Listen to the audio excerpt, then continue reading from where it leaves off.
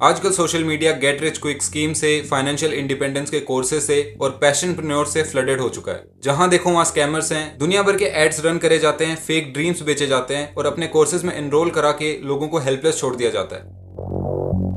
और वहीं पे कुछ ऐसे लोग भी हैं जो यूथ के लिए इंस्पिरेशन बनते हैं और उनको पॉजिटिवली गाइड करने की कोशिश करते हैं। उन्हीं लोगों में से आता है एक 25 साल का लड़का अमन दत्तरवाल। अमन ने पिछले 6 साल में सोशल मीडिया पे इतना ह्यूज ब्रांड बिल्ड किया है और लाखों बच्चों को ग्रो करने में मदद करी है, बोथ एजुकेशनली एंड पर्सनली। और जब कोई इंसान इतना पॉपुलर होता है तो शायद उसमें कुछ कमियां भी दिखने लगती हैं लोगों को। अमन को भी बहुत लोग क्रिटिसाइज करते हैं, खराब एजुकेटर और ग्रीडी बिजनेसमैन जैसे एलिगेशंस भी लगाए जाते हैं। तो इस वीडियो में हम जानेंगे कैसे अमन ने अपना ब्रांड बिल्ड किया, 22 साल की एज में फाइनेंशियल इंडिपेंडेंस को कैसे अचीव किया और क्यों उस पर ग्रीडी बिजनेसमैन जैसे एलिगेशंस लगाए जाते हैं। Welcome to the Aman Dhattarwal analysis video. 2015 में ही अपलोडेड इस फर्स्ट वीडियो, जिसमें वो बस 12th क्लास के स्टूडेंट्स और जेई एस्पिरेंट्स को कुछ बेसिक टिप्स दे रहा था। उसको नहीं आइडिया था कि यूट्यूब पर सक्सेसफुल कैसे हुआ जाता है। उसको बस पता चला कि यूट्यूब पर वीडियोस बनाए जाते हैं and he started making them. अपने एज ग्रुप के बच्चों को टारगेट करके उसने कंटेंट बनाना शुरू कर दिया, where he started educating them for board exams. वो एक्सपोजर के लिए बोर्ड सेंटर्स के बाहर भी जाकर वीडियोस बनाता था एंड ग्रेजुअली 1-2 साल में उसने इस ऑडियंस को बहुत ही टाइटली टारगेट कर लिया। He then started educating them about financial freedom, freelancing and how to make money online. इस नीश ने उसके कंटेंट को एक अलग पर्सपेक्टिव दे दिया। Students started calling him अमन भैया, which made this bond more stronger. अमन ने अपनी लाइफ में बहुत ही अर्ली काम करना शुरू कर दिया। He became a millionaire by the age of 22. और ये जो वेव आई फाइनेंशियल लिटरेसी की, इसके वजह से यूथ के माइंडसेट में बहुत चेंज आया। पैसा कमाने को एक नेगेटिव तरीके से देखा जाता है, इसको मटेरियलिस्टिक माइंडसेट में कंसिडर किया जाता है, जो कि बहुत गलत है। और इसी से रिलेटेड मैं आपको 2 बुक समरीज रेकमेंड करना चाहूंगा, financial freedom and secrets of millionaire mind. ये बुक समरीज आपको बहुत हेल्प करेंगी फाइनेंशियल लिटरेसी के फील्ड में और ये अवेलेबल है कुकू एफएम ऐप पर। कुकू एफएम एक मेड इन इंडिया ऐप है और इंडिया का लीडिंग ऑडियो बुक प्लेटफॉर्म है, जहां आपको 1000+ आवर्स ऑफ कंटेंट मिलेगा with over 4.5 star rating and a huge library of non fiction content. इसके जरिए आप बहुत सारी ऑडियो बुक्स को अपनी रीजनल लैंग्वेज में सुन सकते हैं। कुकू एफएम का टारगेट है अपनी इजी मीडियम ऑडियो लर्निंग से लोगों की लाइफ्स को ट्रांसफॉर्म करने का। 27 अप्रैल से 1 मई तक यहाँ एक एक्सक्लूसिव ऑफर चल रहा है। अगर आप नीचे दिए गए लिंक से साइन इन करते हैं या कूपन कोड April50 यूज करते हैं तो आपको मिलेगा 50% डिस्काउंट ऑन इट्स प्लान। जिस भी फील्ड में चाहो आप बुक समरीज सुन सकते हैं only at 199 rupees for a year instead of 399 rupees. तो जल्दी जाओ और डिस्क्रिप्शन में दिए गए लिंक से कुकू एफएम को डाउनलोड करो and sign up for 50% discount. अभी वीडियो पे वापस चलते हैं। अमन ने अपने कॉलेज के 2nd ईयर में ही लोगों के स्टूडियोज बनाने शुरू कर दिए थे एंड उससे उसको फाइनेंशियली काफी हेल्प हुई। उसने फ्रीलांसिंग की, यूट्यूब किया, स्टूडियोज बनाए एंड एक एम्पल अमाउंट कलेक्ट करके he went into real estate. और वहां पे उसने इतना पैसा बनाया कि वो 22 की एज में फाइनेंशियली इंडिपेंडेंट हो गया। सुनने में काफी अनरियल सा लगता है, लेकिन अमन ने ये अचीव किया है। तो आप ये सोच रहे होंगे कि अगर वो 22 तक फाइनेंशियली इंडिपेंडेंट हो ही गया तो अब तक वो क्यों लगा हुआ है एक्टिवली काम करने के।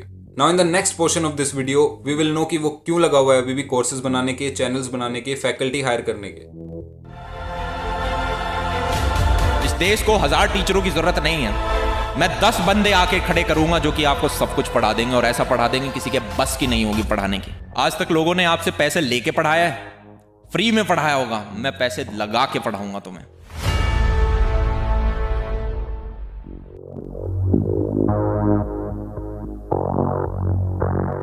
क्योंकि वो एजुकेशन से रिलेटेड था, उसने सोचा इंडियन एजुकेशन सिस्टम पे एक डेंट मारने का।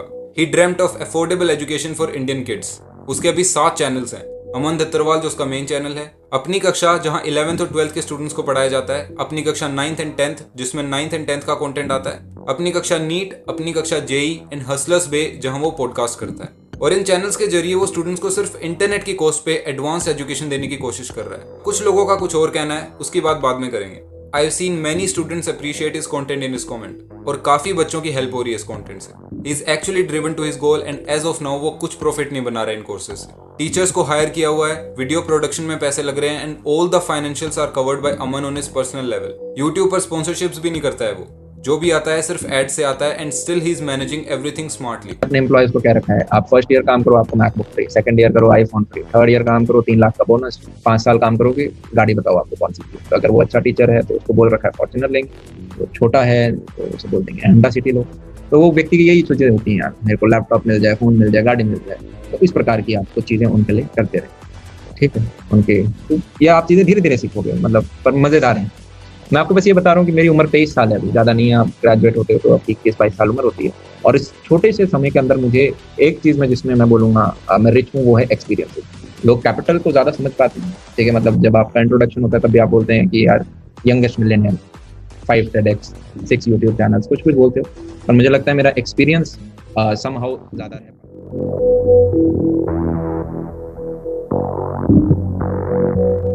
He is currently working in edtech industry और इंडिया में बहुत बड़े बड़े एडटेक जायंट्स अपनी रूट्स एस्टैब्लिश कर चुके हैं और इसके चलते बहुत ज्यादा कंपटीशन का सामना करना पड़ रहा है अमन को। And to beat the competition he must focus on the marketing of his product, और वही वो कर रहा है अपने सोशल मीडिया की हेल्प से। जो दिखता है वो बिकता है वाला सीन है। एक फ्री कोर्स के लिए अगर थोड़ी सी ब्रैगिंग हो भी रही है तो वो जस्टिफाई की जा सकती है शायद।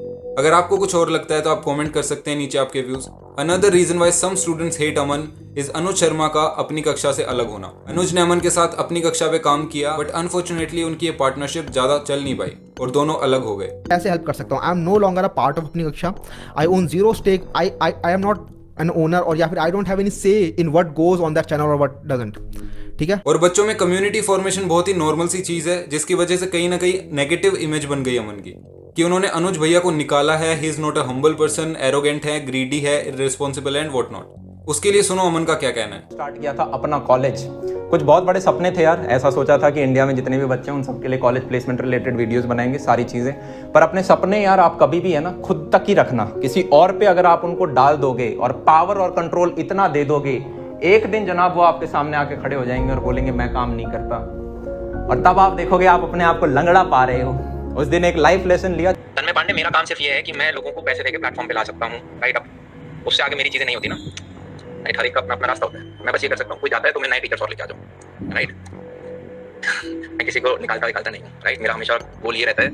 तो यार DTU से भी 17 बंदे लाया था, राइट। पर आप सबको ट्रेनिंग करते हो, सब में उतना एंथू नहीं बचता कि आप पढ़ाते जाओ, और फिर उनके खुद के कॉलेजेस वगैरह आ जाते हैं। हो सकती है नेगेटिव चीजें मन में, ऑब्वियसली हो सकती हैं, लेकिन उसकी जो पॉजिटिव साइड्स हैं वो कई गुना ज्यादा स्ट्रॉन्ग है।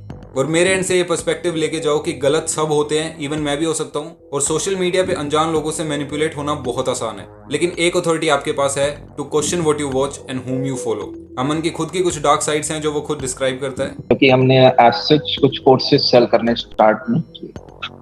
तो एक होती है आपके पास सुपर फाइनेंशियल पावर होती है। सुपर फाइनेंशियल पावर मतलब कि आपके 4 टीचर आपको छोड़ के गए, तो आप अगले दिन ही अच्छा भाई इनके 10 रुपए थी, मैं 20 रुपए में दूसरी लेके आ जाऊंगा। वो आप तब कर सकते हो, मान लो आपने छोटे मोटे कोर्स बना रखे हैं, तो छोटे मोटे कोर्स से भी आप एक अच्छी कैपिटल अर्न कर लेते हो।